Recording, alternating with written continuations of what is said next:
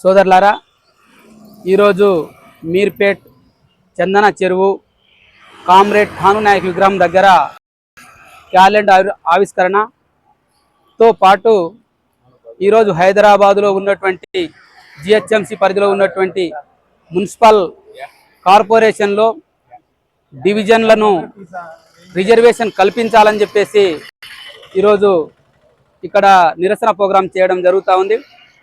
హైదరాబాదులో గతంలో 1952లో 50 సీట్లు కార్పొరేషన్ డివిజన్లు ఉంటే 3 సీట్లు ఇచ్చారు ఆ కాలంలో.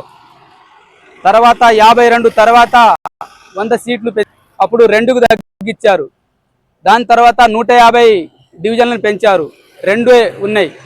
ఈరోజు సైఫరాబాదు, మేడ్చల్, జిహెచ్ఎంసి పరిధిలో 300 కార్పొరేషన్ డివిజన్లు ఏర్పాటు చేస్తామని చెప్పేసి ఈరోజు ప్రభుత్వం ప్రకటనలు చేస్తూ ఉంది.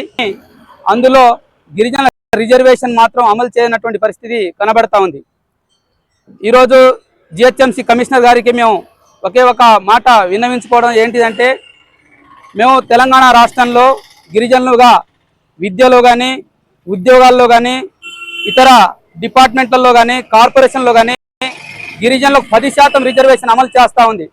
కానీ మున్సిపల్ కార్పొరేషన్ వచ్చేటప్పటికీ కేవలం 1 సీటు 2 సీటుతో మీరు సర్దుకోండి అనే పద్ధతిలో కాలయాపన చేస్తున్న పరిస్థితి కనబడతా ఉంది.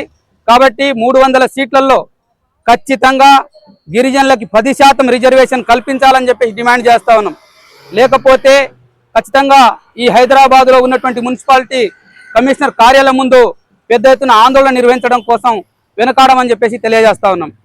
ఈ హైదరాబాద్ నగరంలో చుట్టుపక్కల ప్రాంతంలో ఉన్నటువంటి గిరిజనులు, ఇక్కడ నల్లగొండ కానీ, అక్కడ మహబూబ్నగర్ కానీ, అక్కడ వరంగల్ కానీ, అక్కడ ఖమ్మం కానీ, ఇతర రంగారెడ్డి జిల్లా ప్రాంతంలో ఉన్నటువంటి గిరిజనులు దాదాపుగా కూలి పని చేసుకుంటూ, ఆటో నడుపుకుంటూ, కార్లు నడుపుకుంటూ, ఇంట్లో పాచి పని చేస్తూ అడ్డా మీది కూలీలుగా జీవిస్తున్నటువంటి గిరిజనులు ఇక్కడ ఉన్నారు.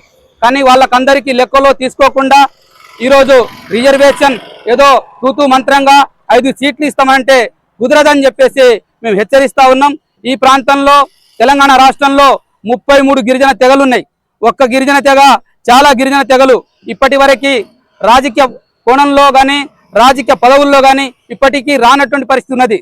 అందుకోసం ఖచ్చితంగా 10% రిజర్వేషన్ ఇక్కడ అమలు చేస్తే 33 గిరిజన తెగల్లో దాదాపుగా సగం తెగలన్నా ఈ దాంట్లో ప్రాతినిధ్యం వస్తుంది.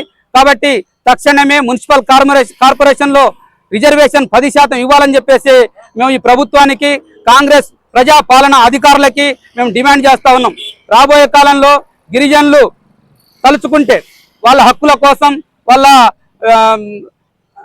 అవకాశాల కోసం ఖచ్చితంగా పోరాటం వైపు రావాలని చెప్పేసి కోరుతా ఉన్నాం. అడవులకు దూరంగా గ్రామాల్లోనే జీవిస్తున్నటువంటి పరిస్థితి ఉన్నది. అడవుల్లో ఉన్నారు, పట్టణాలకు దూరంగానే ఉన్నారు.